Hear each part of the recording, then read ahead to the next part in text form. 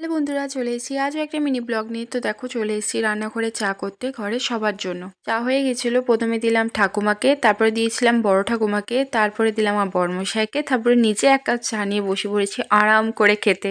চলে এসেছিলাম মায়ের কাছে একটু বেড়াতে। মা দেখছি এদিকে হাঁড়ি মাছতে এসেছিলো, তারপর দেখলে এত কুমড়ো গাছ হয়েছে, কুমড়ো ফুল হয়েছে, কুমড়ো ধরেও গেছে, আর দেখো হাঁসগুলো কি সুন্দর যাচ্ছে। সন্ধ্যেবেলায় দিকে মা সন্ধে দিয়ে দিল, আর আমি দেখো প্রণাম করে নিলাম। তারপরে আমি দেখো রেডি হয়ে গেছিলাম, যাবো একটা নেমন্তন্ন বাড়ি, মানে সরস্বতী পুজোর বিসর্জন উপলক্ষে নেমন্তন্ন ছিল।